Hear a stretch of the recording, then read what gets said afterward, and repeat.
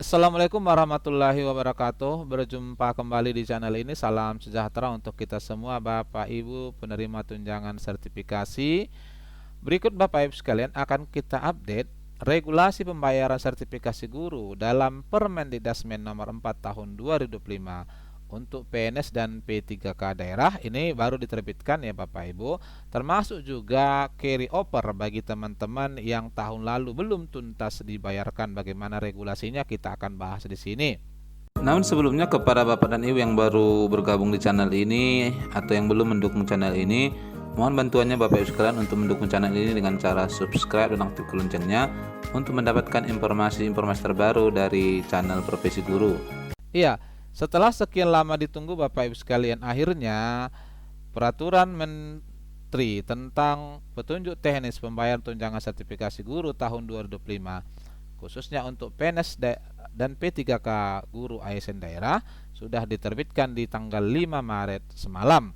Nah ini ya Bapak Ibu, Peraturan Menteri Pendidikan Dasar Menengah nomor 4 tahun 2025 tentang petunjuk teknis pemberian tunjangan profesi, tunjangan khusus dan tambahan penghasilan guru aparatur sipil negara daerah ya.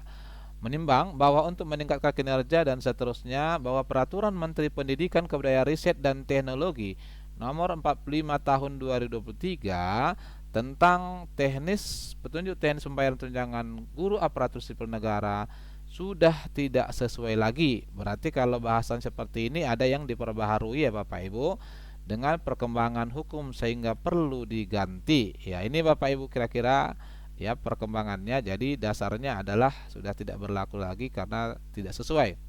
Kemudian mengingat dasar-dasarnya ini tidak ada perubahan, kemudian peraturannya menetapkan Peraturan Menteri Pendidikan Dasar dan Menengah tentang petunjuk teknis pemberian tunjangan profesi, tunjangan khusus dan tambahan penghasilan guru aparatur sipil negara daerah. Apa yang berubah? Pasal 1 ini pengertian saja ya, tidak ada perubahan. Kemudian 3, 4 ya tentang istilahnya masih tetap sama. Pasal 2 pemberian tunjangan profesi, tunjangan khusus dan tambahan penghasilan guru dilaksanakan dengan ini prinsipnya. Kemudian pasal 3 ruang lingkupnya ada 3 yang dikelola ya. Kemudian tunjangan profesi, guru ASN diberikan tunjangan profesi setiap bulan. Kemudian guru ASN yang menerima tunjangan profesi harus memenuhi persyaratan ya, syaratnya Bapak Ibu sekalian cerdik ya, berarti ini secara umum Bapak Ibu sudah tahu, tidak ada berubah terkait itu gitu ya. Kemudian persyaratan sebagaimana dimaksud ayat 2 dikecualikan bagi guru ASN yang ditugaskan sebagai kepala sekolah. Jadi ini tadi Bapak Ibu ya, sertifikat pendidik, status guru ASN, kemudian mengajar pada satuan pendidikan yang tercatat, memiliki nomor registrasi guru yang terbitkan, melaksanakan tugas mengajar dan atau membimbing peserta didik pada satuan pendidikan sesuai dengan peruntukan sertifikasi yang dibuktikan dengan surat keputusan mengajar. Tidak ada lagi di sini bebannya Bapak Ibu ya. Beban jam mengajarnya sepertinya tidak ada nih ya. Melaksanakan tugas mengajar dan atau membimbing peserta didik pada satuan pendidikan sesuai dengan peruntukan sertifikat pendidik. Ya sepertinya sudah tidak ada lagi beban mengajar, maksudnya dilonggarkan gitu ya. Walaupun di Undang-Undang Guru dan Dosen itu ada Bapak Ibu 24 jam. Kemudian mengajar di kelas sesuai dengan jumlah peserta didik dalam satu rombongan belajar yang dipersyaratkan sesuai dengan bentuk satuan pendidikan. Ya itu Bapak Ibu sekalian regulasinya. Yang lain masih sama. Kemudian tunjangan profesi ini sebagaimana dimaksud dalam pasal 4 ayat 1 diberikan dalam bentuk uang yang disalurkan langsung ke rekening penerima, rekening bank penerima tunjangan. Tunjangan profesi sebagai maksud pada ayat 1 diberikan 1 kali gaji pokok ya. Jadi kalau ada yang kemarin memimpikan 2 kali gaji pokok ya, ini Bapak Ibu ya hanya 1 kali saja. Oke.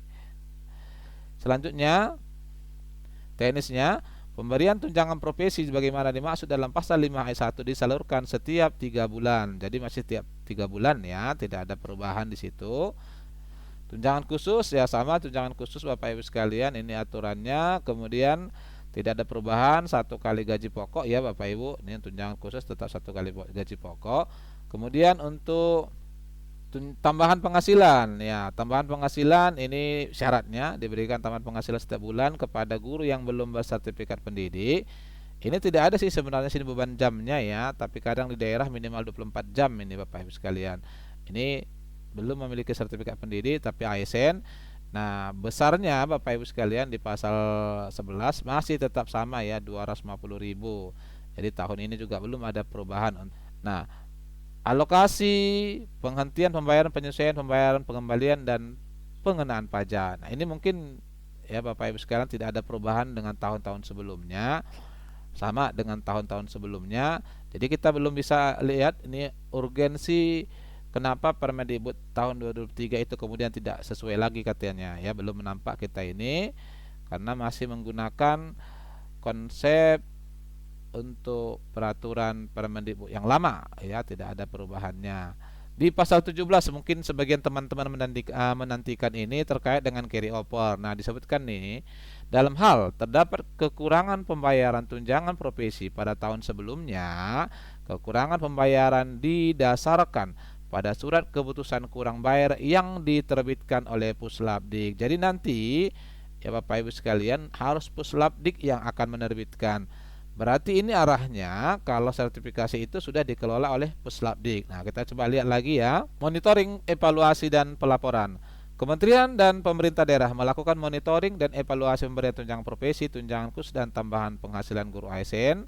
Tidak ada perubahan ya, masih sama. Pelaporan pemberian tunjangan profesi, tunjangan khusus, dan tambahan penghasilan dilakukan dengan ketentuan peraturan perundang-undangan. Oke. Biasanya di ketentuan peralihan ini. Guru ASN yang diangkat sebagai pengawas pada satuan pendidikan tetap diberikan tunjangan profesi, tunjangan khusus, dan penghasilan yang belum diterima guru ASN pada periode berjalan tetap dapat dibayarkan dengan mekanisme pembayaran tunjangan sesuai dengan ketentuan peraturan menteri ini. Oke. Tunjangan profesi, tunjangan khusus, dan tambahan penghasilan tahun sebelumnya ini ya Bapak Ibu, bagi yang carry over yang belum diterima guru ASN dan atau kurang bayar tahun sebelumnya dapat dibayarkan. Jadi walaupun ini mungkin pengelolaannya sudah berganti ke Puslapdik, tapi alhamdulillahnya tetap akan dibayarkan Bapak Ibu. Tentu kabar baik. Ada soalnya beberapa daerah yang carry overnya 1 semester Bapak Ibu ya. Pada saat peraturan ini mulai berlaku, peraturan Mendikbud nomor 45 tahun 23 tidak lagi berlaku dan dicabut ya, ditetapkan di 5 Maret 2025. Nah, ini poin utamanya mau kita lihat tahap penyalurannya. Jadi di sini nanti Bapak Ibu sekalian resmi ya untuk ini tunjangan sertifikasi kita sejak TW1 betul dikelola oleh pusat, makanya ada kemarin konfirmasi rekening. Ini Bapak Ibu. Input dan data sama, tidak ada perbedaan. Guru ASN melakukan pemutakhiran, kemudian validasi dan penetapan penerima tunjangan profesi. Nah, ini tugasnya Bapak Ibu yang menjadi keadaan terbaru sini, melakukan sinkronisasi itu Puslapdik dan data guru ASN antara Dapodik dengan aplikasi Simtun itu ya. Kemudian untuk semester 1 itu Februari, semester 2 Agustus gitu ya. Puslapdik melakukan validasi guru ASN sesuai dengan persyaratan. Oke. Dinas Pendidikan memberikan persetujuan. Jadi hanya persetujuan hasil validasi saja ya Bapak Ibu. Lalu Puslapdik menetapkan penerima tunjangan profesi dan tunjangan khusus guru berupa SKTP atau SKTK untuk setiap semester berdasarkan persetujuan hasil validasi guru ASN dalam huruf C. Proses sebagaimana dimaksud huruf B, C, dan huruf D dilakukan melalui Simtun. Oke. Berikutnya, pembayaran data guru ASN yang telah ditetapkan sebagai penerima tunjangan melalui Simtun sebagaimana dimaksud pada angka 2 huruf D menjadi rekomendasi yang dikeluarkan untuk sistem informasi manajemen pembayaran SIMBAR. Data rekomendasi sebagaimana dimaksud pada huruf A telah mempertimbangkan pemutakhiran data yang dilakukan oleh Dinas Pendidikan atas kondisi guru ASN yang menyebabkan terjadinya penghentian dan atau penyesuaian data. Kemudian C, data rekomendasi sebagaimana dimaksud pada huruf B disampaikan kementerian kepada kementerian yang menyelenggarakan urusan pemerintahan di bidang keuangan negara untuk melakukan pembayaran tunjangan profesi dan tunjangan khusus melalui aplikasi kementerian yang menyelenggarakan urusan pemerintah di bidang keuangan negara yang telah terintegrasi dengan SIMBAR. Jadi di sini Bapak Ibu sekalian, pembayaran dilakukan oleh kementerian ya, bukan lagi oleh Pemda. Ini tentu menjadi perubahan baru bagi kita di tahun 2025 ini. Walaupun tadi tetap ya masih bentuk triwulan. Nah, berdasarkan rekomendasi bagaimana dimaksud pada huruf B, kementerian yang menyelenggarakan urusan pemerintahan di bidang keuangan negara menyalukan langsung ke guru dengan jadwal pembayaran sebagai berikut. Ini di bidang keuangan ini bisa memang menggunakan INA digital ini langsung ke Menkeu atau bisa juga melalui Puslapdik ya. Ini adalah jadwalnya Bapak Ibu ya. Jadi pembayaran triwulan 1 ditetapkan oleh Mendikdasmen mulai bulan Maret. Ya, mudah-mudahan seperti janjinya ya. Di Maret ini kita udah bisa terima paling tidak di tanggal 25 ya, akhir ya. Kemudian pembayaran triwulan 2 mulai bulan Juni, pembayaran triwulan 3 mulai bulan September, dan pembayaran triwulan 4 mulai bulan November. Ini ya jadwalnya. Namun demikian Bapak Ibu sekalian, karena ini dikelola oleh satu kementerian, maka dalam hal pembayarannya juga tetap akan dilakukan secara bertahap, walaupun mungkin rentangnya tidak seperti di daerah. Ada yang sampai bulan ke-6 atau bulan Juni baru dibayarkan. Ini mungkin tidak ya, rentangnya mungkin ya kalau valid semuanya mulai Maret sampai April gitu ya. Itu Bapak Ibu sekalian. Dan secara umum untuk aturan yang lain sama Bapak Ibu sekalian regulasinya ya. Yang jelas Bapak Ibu, untuk pencairan sertifikasi kita benar sudah dikelola oleh kementerian ya. Jadi konfirmasi rekening itu benar adanya, silahkan dikonfirmasi agar nanti lebih cepat validasinya. Nah, kadang ditanya juga tuh Bapak Ibu oleh rekan-rekan non-PNS, bagaimana sebenarnya regulasi untuk non-PNS utamanya yang belum dapat SK-nya dari dinas. Ini Bapak Ibu sekalian, persyaratan di Persejen Kemdikdasmen nomor 1 tahun 2025, persyaratan penerima tunjangan, persyaratan penerima tunjangan profesi, guru non-ASN penerima tunjangan profesi harus memiliki 1 atau lebih sertifikat pendidik, tercatat pada data pokok pendidikan, memiliki nomor registrasi, ini mungkin sebagian masih tunggu ya, tidak berstatus sebagai ASN, memiliki penghasilan tetap atas penugasan atau pelaksanaan pekerjaan sebagai.